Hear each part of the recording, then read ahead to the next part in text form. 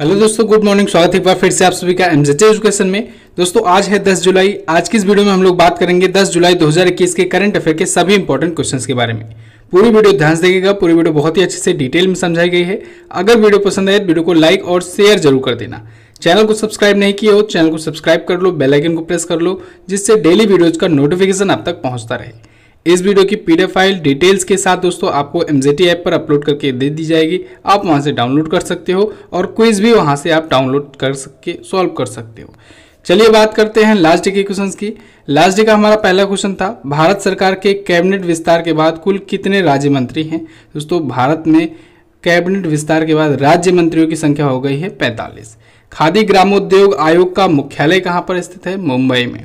दिलीप कुमार की आखिरी फिल्म किला Henley passport index में दुनिया का सबसे शक्तिशाली पासपोर्ट जापान का। इन चारों क्वेश्चंस के बारे में कई स्टूडेंट ने बहुत ही अच्छे से आंसर किया था।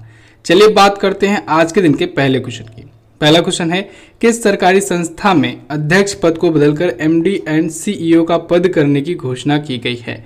दोस्तों ये घोषणा की गई है एलआईसी में। एलआईसी में देखिए दोस्तों, अब जो होगा life insurance corporation of India में अब अध्यक्ष का पद नहीं होगा आगे चल करके। इस पद को समाप्त करके इसकी जगह पर एमडी और सीईओ यानी मैनेजिंग डायरेक्टर और चीफ एग्जीक्यूटिव ऑफिसर का पद ला दिया जाएगा, जैसे बैंकों वगैरह में होता है। ठीक है, तो ऐसे एलआईसी में किया जाएगा।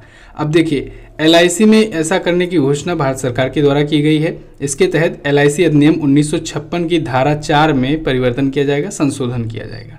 क्लियर? एलआईसी आया है। एलआईसी से रिलेटेड दोस्तों पिछले दिनों में बहुत सारे क्वेश्चन आए हैं, सबका करेंगे हम लोग एक एक करके रिवीजन। एक तो एलआईसी के जो अध्यक्ष हैं, अभी वर्तमान में कौन अध्यक्ष हैं? यहाँ के अध्यक्ष हैं एमआर कुमार जी। एमआर कुमार जी का कार्यकाल 1 वर्ष के लिए बढ़ाया गया है, ये आपको याद रखना है, बहुत ही इंपॉर्टेंट है।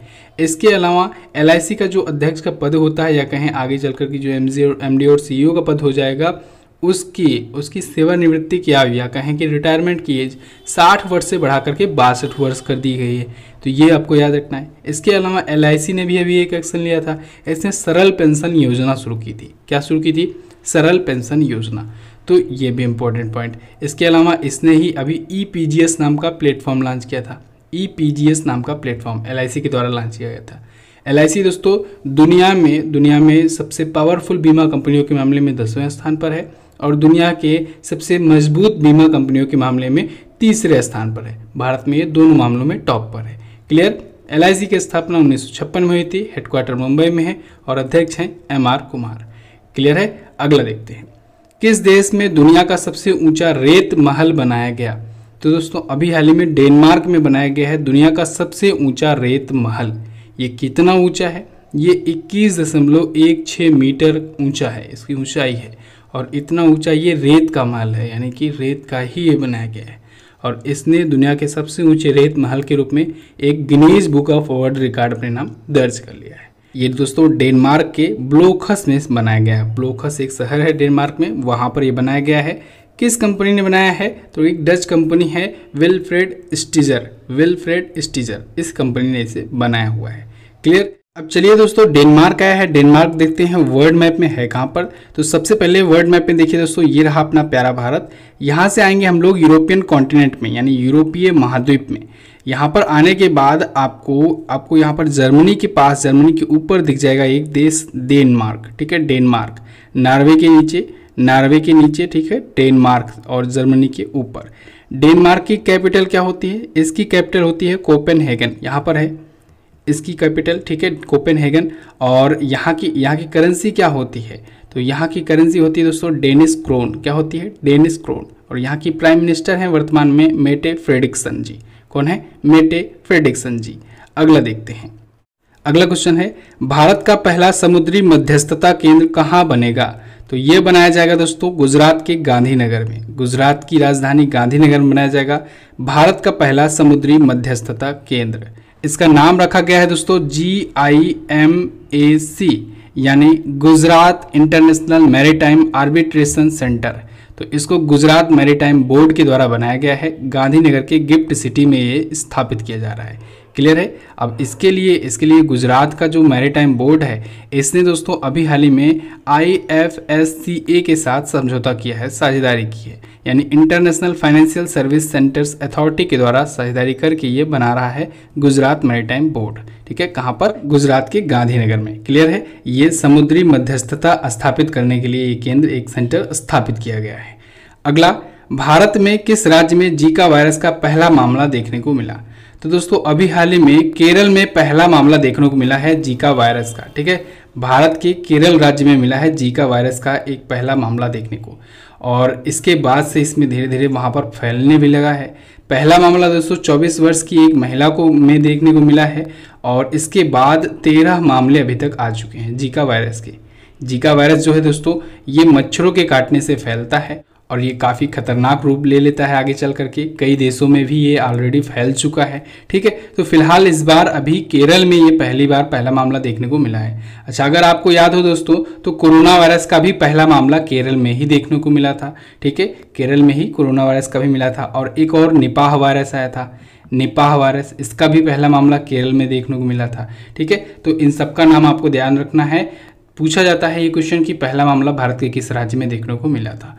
ओके, अच्छा, सेकेंड वेव और फर्स्ट वेव से अगर पूछा जाए सबसे ज़्यादा प्रभावित राज्य कौन रहा कोविड-19 से, तो आप बताएंगे महाराष्ट्र। ठीक है, महाराष्ट्र में सबसे ज़्यादा कैजुअलिटी भी हुई, सबसे ज़्यादा केसेस भी आए। ठीक है, कोरोना वायरस के मामले में। लेकिन पहले कहाँ पर आया था? केरल में देखने को मिला था। चलिए, अब केरल आया है। केरल देखिए मैप में है कहाँ पर, तो देखिए दोस्तों केरल यहाँ पर है साउथ में। केरल की राजधानी तिरुवनंतपुरम होती है। पिनराई विजयन दोस्तों यहाँ पर CM है, और अभी इन्होंने दूसरी बार कार्यकाल जीता है। अभी 5 राज्यों का जब चुनाव हुआ था उनमें से एक राज्य केरल भी था, और केरल के पिनराई विजयन एक बार फिर से यहाँ के CM बन गए थे। आरिफ मोहम्मद खान जी यहाँ के गवर्नर हैं, और S मणि कुमार जी यहाँ के हैं chief justice Kerala high court के। केरल में दोस्तों वेम्बनाड झील है। केरल के नेशनल पार्क की बात करें तो इडुक्की नेशनल पार्क है, साइलेंट वैली नेशनल पार्क है, और इराविकुलम नेशनल पार्क है। यहाँ पर कुल जिलों की संख्या है 14, विधानसभा की सीटें हैं यहाँ पर 141, लोकसभा में सीटें जाती हैं 20, और राज्यसभा में केरल से सीटें आती हैं 9।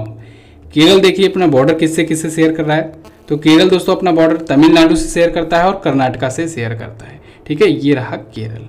चलिए अगला देखते हैं। अगला क्वेश्चन है, किस संस्थान ने DRDO के साथ मिलकर रक्षा प्रौद्योगिकी में MTech शुरू करने की घोषणा की है? तो अभी हाल ही में दोस्तों AICTE ने DRDO के साथ मिलकर के रक्षा प्रौद्योगिकी में यानी डिफेंस टेक्नोलॉजी में MTech शुरू करने की घोषणा की है। MTech आप जानते ही होंगे दोस्तों, मास्टर इन टेक्नोलॉजी। ठीक है, अब इसमें क्या होगा, डिफेंस सेक्टर में भी ये शुरू किया जाएगा MTech, जिससे जो हमारा डिफेंस सेक्टर है उसमें और अच्छे अच्छे स्टूडेंट्स आ सकें, और अच्छे अच्छे जो नई युवा पीढ़ी है वो आ सके, और भारत के डिफेंस सेक्टर को और ज़्यादा मजबूत किया जा सके, अच्छे अच्छे इंजीनियर्स आ सकें। ठीक है, तो MTech की डिग्री शुरू किया गया है डिफेंस डिपार्टमेंट में। तो DRDO के साथ AICTE ने इसे शुरू किया है। AICTE क्या है? All India council for technical education. ठीक है, ये टेक्निकल एजुकेशन के लिए एक संस्था है। तो अब fighter plane, missiles, air technology ये सब बनाने में भारत को भी मदद मिल पाएगी। अच्छा, AICTE के बारे में बात करें तो इसकी स्थापना 1945 को हुई थी। हेडक्वार्टर नई दिल्ली में है। अध्यक्ष हैं अनिल सहस्त्रबुद्धे। कौन है? अनिल सहस्त्रबुद्धे जी। DRDO के साथ समझौता किया इसने, तो DRDO के बारे में भी रिवाइज कर लीजिए। DRDO की स्थापना 1 जनवरी 1958 को हुई थी। 1 जनवरी को इसी वजह से हम लोग DRDO दिवस मनाते हैं, और जी सतीश रेड्डी जी दोस्तों इसके अध्यक्ष हैं। नई दिल्ली में हेडक्वार्टर्ड है। अगला, news on air radio live stream global ranking में शीर्ष पर कौन है? तो अभी हाल ही में न्यूज़ ऑन एयर के द्वारा या कहें AIR के द्वारा radio live stream global ranking जारी की गई है। अब इसमें ये देखा गया कि ये जो न्यूज़ ऑन एयर है, यानी कि भारत में जो AIR सिस्टम है, न्यूज़ ऑन एयर के माध्यम से जो सुनते हैं, ये दुनिया भर के कौन कौन से देश हैं जो ज़्यादा सुनना पसंद करते हैं। ठीक है, तो ऑब्वियस सी बात है इसमें भारत को तो काउंट किया नहीं जाएगा, क्योंकि भारत की संस्था है, भारत में तो सुना ही जा रहा है। ये देखा यह गया कि दुनिया भर के कौन कौन से देश हैं जो इसको सुनते हैं। तो इसमें USA जो है वो है टॉप पर, यूनाइटेड स्टेट्स ऑफ अमेरिका जो है वो है पहले पोजीशन पर, जहाँ पर न्यूज़ ऑन एयर ऐप पर ऑल इंडिया रेडियो की लाइव स्ट्रीमिंग सबसे ज़्यादा की जाती है, सबसे ज़्यादा पॉपुलर है। क्लियर? अब इसमें टॉप पर है दोस्तों यूनाइटेड स्टेट्स ऑफ अमेरिका, ठीक है। इसके बाद सेकंड पर है फिजी और थर्ड पर है ऑस्ट्रेलिया। क्लियर बिल्कुल। अच्छा, ऑल इंडिया रेडियो के बारे में अभी तो कल ही तो मैंने आपको बताया था, क्या क्या चीज़ें बताई थी, क्या आपको याद है? AIR के बारे में। ऑल इंडिया रेडियो की स्थापना कब हुई थी? ऑल इंडिया रेडियो की स्थापना 1936 को हुई थी। इसका हेडक्वार्टर कहाँ पर है? इसका हेडक्वार्टर है दोस्तों नई दिल्ली में, और इसके महानिदेशक अभी हाल ही में तो बनाए गए N वेणुधर रेड्डी जी। कौन? N वेणुधर रेड्डी जी, जो कि 1988 बैच के IAS हैं। अच्छा, 1957 के बाद से आकाशवाणी के नाम से जानते हैं हम लोग AIR को, ये भी याद रखना है। अगला, हाल ही में किस मंत्रालय ने स्पर्श प्रणाली को मंजूरी दी? स्पर्श प्रणाली, तो अभी हाल ही में दोस्तों रक्षा मंत्रालय ने स्पर्श प्रणाली को मंजूरी दे दी है। ये स्पर्श क्या है? स्पर्श सिस्टम। स्पर्श का फुल फॉर्म होता है दोस्तों सिस्टम फॉर पेंशन एडमिनिस्ट्रेशन रक्षा। क्या? सिस्टम फॉर पेंशन एडमिनिस्ट्रेशन रक्षा, यानी पेंशन प्रशासन रक्षा के लिए एक प्रणाली है। ये रक्षा मंत्रालय के द्वारा इसको लागू कर दिया गया है। अब इससे क्या होगा? इससे दोस्तों ये बेसिकली एक प्रकार का एक पोर्टल है कह सकते हैं। तो इसके माध्यम से जो पेंशन प्राप्तकर्ता होंगे, और पेंशन प्राप्तकर्ता कौन होंगे? जो रक्षा विभाग से जुड़े होंगे, यानी कि ऐसे व्यक्ति जो डिफेंस सेक्टर में रहे हों कभी और रिटायर हो गए हों, या फिर उनकी डेथ हो गई हो तो उनकी फैमिलियों को अगर कोई पेंशन मिल रहा हो, ठीक है। तो ऐसे लोग जो हैं वो बिना किसी मीडिएटर के माध्यम से इस पोर्टल के थ्रू ही अपनी सारा स्टेटस देख सकेंगे कि पेंशन उनको कब मिलेगा, कैसे मिलेगा, ठीक है, और उनके अकाउंट में कितना आ रहा है, कितना आएगा, भी सारा स्टेटस ये इसी के माध्यम से देख सकते हैं, स्पर्श नाम के इस टेक्नोलॉजी के माध्यम से, एक प्लेटफॉर्म के माध्यम से। तो अब इसके लिए रक्षा मंत्रालय ने क्या किया है? भारतीय स्टेट बैंक और पंजाब नेशनल बैंक, इन दोनों के साथ समझौता किया है और इन्हीं दोनों बैंकों को टाई अप करके ये शुरू किया गया है स्पर्श। इतना क्लियर है? अच्छा, रक्षा मंत्री कौन है? रक्षा मंत्री दोस्तों अभी भी वही हैं, राजनाथ सिंह जी ही जो पहले थे। बाकी के जो मंत्रालय में जो भी चेंजेस हुए हैं, इस पर मैंने आपको वीडियो दी है, अगर आपने नहीं देखा है तो जरूर देखिएगा वीडियो, बहुत इंपॉर्टेंट है। नए कैबिनेट के गठन में कौन कौन से मंत्रालय के मंत्री नियुक्त किए गए हैं। अगला, अमेजॉन ने कहां पर भारत का पहला डिजिटल केंद्र लॉन्च किया? तो दोस्तों अमेजॉन ने अपना पहला भारत में डिजिटल केंद्र लॉन्च किया है सूरत में, सूरत गुजरात में, ठीक है। अमेजॉन का अपना पहला डिजिटल केंद्र होगा, डिजिटल सेंटर होगा सूरत गुजरात में। देखिए, अमेजॉन डिजिटल केंद्र का उद्घाटन किसने किया? विजय रूपाणी जी ने किया है, गुजरात के जो कि CM है। अब देखिए डिजिटल केंद्र में क्या होगा, इससे दोस्तों जो MSME सेक्टर है इसको ट्रेनिंग दिया जाएगा। MSME यानी कि माइक्रो स्मॉल मीडियम एंटरप्राइजेस, इसके जो भी उद्यमी हैं, जो एंटरप्रेन्योर्स हैं, उनको दोस्तों ट्रेनिंग दी जाएगी कि कैसे वो ई-कॉमर्स की सेलिंग को और ज़्यादा बढ़ा सकते हैं, अपने बिजनेस को बढ़ा सकते हैं। साथ ही साथ अपना बिजनेस जब बढ़ाएंगे तो अमेजन ऑलरेडी बढ़ जाएगा, ठीक है। तो इस वजह से अमेजन ने शुरू किया है, अपना डिजिटल सेंटर लॉन्च किया है MSME सेक्टर को ट्रेनिंग देने के लिए एक प्रकार से, ठीक है। अब अमेजन आया है, अमेजन के बारे में जानिए। दुनिया की सबसे बड़ी ई-कॉमर्स कंपनी है, 1994 में स्थापित हुई। जेफ बेजोस ने इसकी स्थापना की, जो कि दुनिया के सबसे अमीर व्यक्ति हैं, और इन्होंने अभी हाल ही में CEO के पद से रिजाइन दे दिया है, इस्तीफा दे दिया है। CEO बन गए हैं एंड्रयू जैसी, ठीक है, नए CEO हैं अमेजन के, इनका नाम आपको याद रखना है। अच्छा, अमेजन की कंपनी ही है, या कहें जेफ बेजोस की ही एक कंपनी है ब्लू ओरिजिन। क्या है? Blue origin. ब्लू ओरिजिन जो है वो स्पेस कंपनी है, जैसे एलन मस्क की कंपनी है स्पेस एक्स, वो भी प्राइवेट स्पेस एजेंसी है, वैसे ही ब्लू ओरिजिन जो स्पेस एजेंसी है ये भी प्राइवेट एजेंसी है। ये किसकी है? ये जेफ बेजोस की है, और इसके थ्रू जेफ बेजोस अभी 20 जुलाई को, इसी महीने की 20 तारीख को कहाँ जा रहे हैं? अंतरिक्ष में स्पेस ट्रेवल करने जा रहे हैं, ठीक है। चलिए अगला देखते हैं। हाल ही में किसे अर्थशास्त्र के लिए हम्बोल्ट रिसर्च अवार्ड मिला? तो दोस्तों अभी हाल ही में कौशिक बसु जी को अर्थशास्त्र के लिए, इकोनॉमी के लिए हम्बोल्ट रिसर्च अवार्ड से सम्मानित किया गया है। कौशिक बसु ये कौन है? ये भारत के दोस्तों काफ़ी फेमस इकोनॉमिस्ट हैं, भारतीय अर्थशास्त्री हैं। तो इनको अभी हाल ही में हम्बोल्ट रिसर्च अवार्ड से सम्मानित किया गया है। किसके द्वारा सम्मानित किया गया है? तो जर्मनी के हम्बर्ग में दोस्तों एक इंस्टीट्यूट है बुसेसियस लॉ स्कूल, इसके द्वारा इनको सम्मानित किया गया है। अच्छा, कौशिक बसु जो हैं दोस्तों ये भारत के चीफ इकोनॉमिक एडवाइज़र भी रह चुके हैं, मुख्य आर्थिक सलाहकार भी रह चुके हैं। कब से कब तक? 2009 से लेकर के 2012 तक ये भारत के मुख्य आर्थिक सलाहकार के रूप में भी काम कर चुके हैं। बहुत ही फेमस ये इकोनॉमिस्ट हैं, और इनको पद्म भूषण से भी सम्मानित किया जा चुका है, जो कि भारत का चौथा नागरिक सम्मान है। क्लियर? अगला देखते हैं। किस अंतर्राष्ट्रीय संस्था के सीईओ मनु साहनी ने इस्तीफा दे दिया? तो दोस्तों आईसीसी के ये सीईओ थे मनु साहनी, इन्होंने इस्तीफा दे दिया है अपने पद से। आईसीसी यानी इंटरनेशनल क्रिकेट काउंसिल, इसके बारे में तो मैंने आपको बहुत बार बताया हुआ है। फिलहाल मनु साहनी के बारे में जानिए थोड़ा सा पहले। मनु साहनी जो है दोस्तों, ये 2019 का जो वर्ल्ड कप हुआ था इसके बाद नियुक्त किए गए थे। ये 2022 तक के लिए नियुक्त किए गए थे, लेकिन फिलहाल इन्होंने उससे पहले ही इस्तीफा दे दिया अपने पद से। ये आए थे डेव रिचर्डसन की जगह पर, लेकिन अब इन्होंने इस्तीफा दे दिया है और इनकी जगह पर अभी कार्यवाहक सीईओ किसे नियुक्त किया गया है? जियोफ एलार्डिस को। तो यानी जब तक किसी परमानेंट की नियुक्ति नहीं होती है तब तक जियोफ एलार्डिस जो होंगे ये सीईओ होंगे, सीईओ के रूप में काम करेंगे आईसीसी के। अब आईसीसी आया है, आईसीसी के बारे में जानिए बहुत ही अच्छे से डिटेल में सब कुछ। आईसीसी की स्थापना 1909 में हुई थी। हेडक्वार्टर इसका दुबई में है। ग्रेग बार्कले इसके हैं अध्यक्ष। ठीक है, आईसीसी का फुल फॉर्म तो आपको पता है, इंटरनेशनल क्रिकेट काउंसिल। आईसीसी ने दोस्तों वर्ल्ड कप अभी आयोजित करने की घोषणा की है।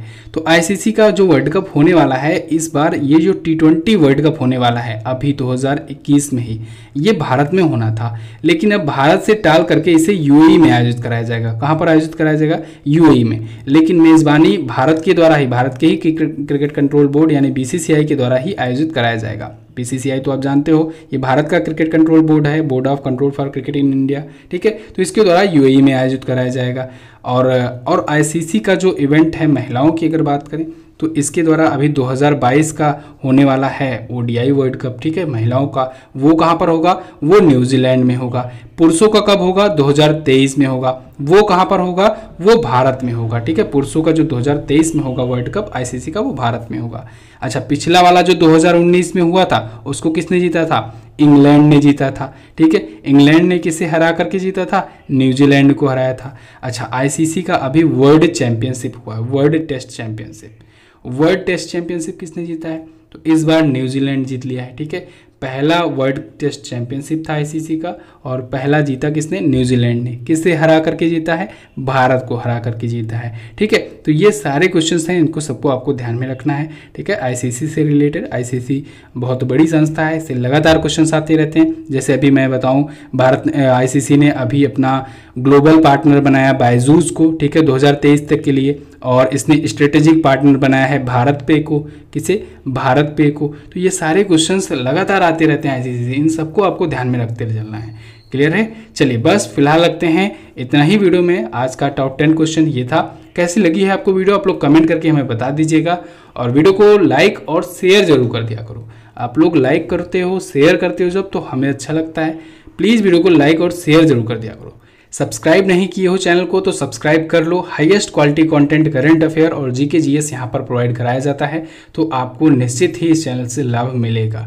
इसके अलावा दोस्तों हिंदी का वीडियो कोर्स आप ले सकते हो, लगातार वीडियो जा रही हैं, 20 जुलाई तक कोर्स कंप्लीट हो जाएगा। ठीक है, तो आप लोग इसको लेकर के, इसे परचेज करके अपना एग्ज़ाम प्रिपेयर कर सकते हो। और आपको 2 साल की वैलिडिटी दी जा रही है इस वीडियो कोर्स की, तो यानी 2 सालों तक आप एक्सेस कर पाओगे। कितनी भी बार वीडियो देख सकते हो और कितनी भी बार मॉक टेस्ट सॉल्व कर सकते हो। आपको हर एक वीडियो का मॉक टेस्ट, हर एक वीडियो का पीडीएफ फाइल डिटेल नोट्स के साथ, और हर एक वीडियो को डिटेल में समझाया जाता है चैप्टर बाय चैप्टर, तो आप इसका फ़ायदा उठा सकते हो। MZT ऐप पर कोर्स अवेलेबल है, ऑलरेडी बहुत सारे लोगों ने ले लिया है, आप भी जाइए इसे परचेज कीजिए। बात करते हैं क्वेश्चन ऑफ द डे की। आज का पहला क्वेश्चन आपके लिए, भारतीय संविधान के किस अनुच्छेद में चुनाव आयोग के बारे में कहा गया है? राज्यपाल को शपथ कौन दिलाता है? वर्तमान में भारत के MSME मंत्री कौन है? सुरेश रैना की आत्मकथा का क्या नाम है, जिसे अभी हाल ही में लॉन्च किया गया? ये सभी के सभी क्वेश्चन बहुत ही अच्छे क्वेश्चन हैं। सबके बारे में जो भी पता हो डिटेल में जरूर आंसर कर देना। वीडियो अगर पसंद आई है तो इसे लाइक शेयर कर दीजिए, चैनल को सब्सक्राइब कर लीजिए, जाइए इसकी क्विज भी सॉल्व कर लीजिए। क्विज मिल जाएगी आपको हमारे एप्लीकेशन MZT ऐप पर, वहीं पर डिटेल नोट्स भी मिलेगी। डिटेल नोट्स आप लोग डाउनलोड कर सकते हैं, डिटेल PDF डाउनलोड कर सकते हैं। टेलीग्राम ग्रुप से भी ज्वाइन हो जाइए, वहाँ पर ऑनलाइन ग्रुप में PDF भेजी जाती है। मिलेंगे दोस्तों अगली वीडियो में। वीडियो को एंड तक देखने के लिए बहुत बहुत धन्यवाद। नमस्कार, जय हिंद, वंदे मातरम।